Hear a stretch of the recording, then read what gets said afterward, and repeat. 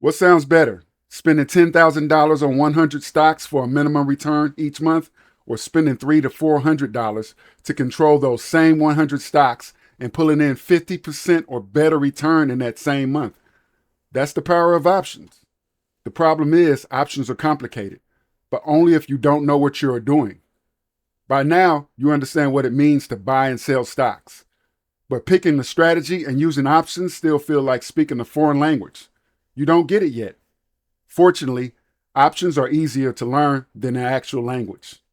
But let's be clear, options are risky. But if you learn to minimize those risks with the proper education on picking the right options to fit your trade, that's most of the battle.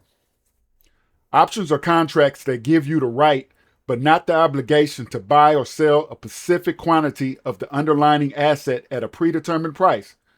You control 100 shares of the stock through leverage, and every contract has an expiration date.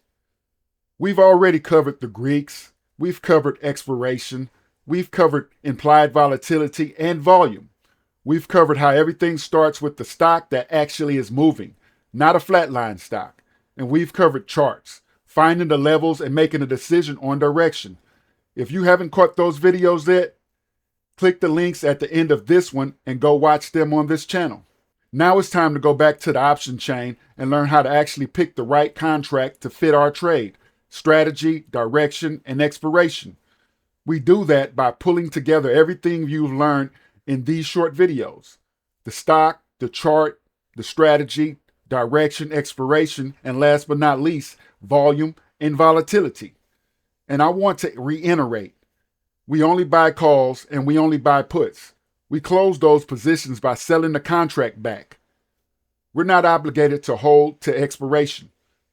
Closing the position is the same as selling the contract back. Let's pick a stock. Everything starts with the chart.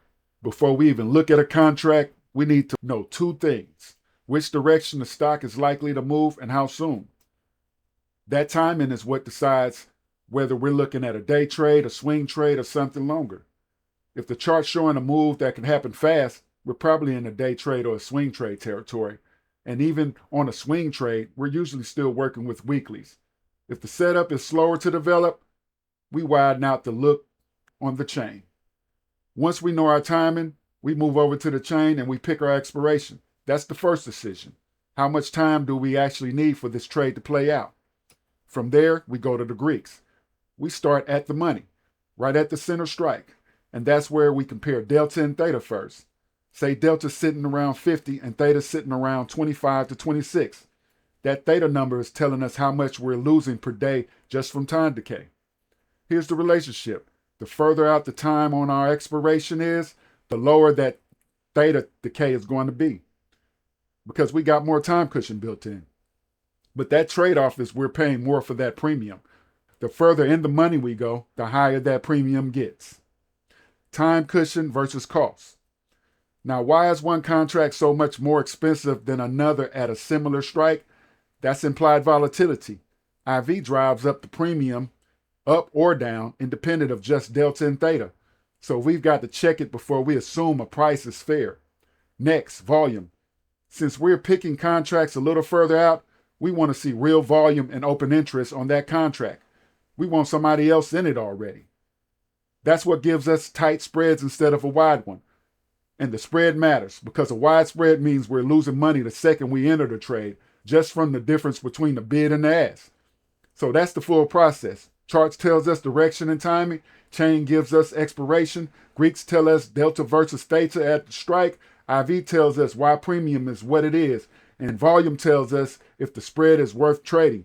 Put all of that together, now we got a contract that we can actually pick with confidence. Now real quick, Gamma and Vega. We don't lead with these when picking a contract. Delta and Theta are still the main ones, but think of Gamma and Vega as the fuel behind them. Gamma is what make Delta move. As the stock price shifts, Gamma tells you how fast that Delta is going to speed up or slow down. So the higher the Gamma, the faster your position can gain or lose value as the stock moves. Vega is what makes the whole premium breathe. It's tied to implied volatility. If IV goes up, Vega pushes your premium up with it.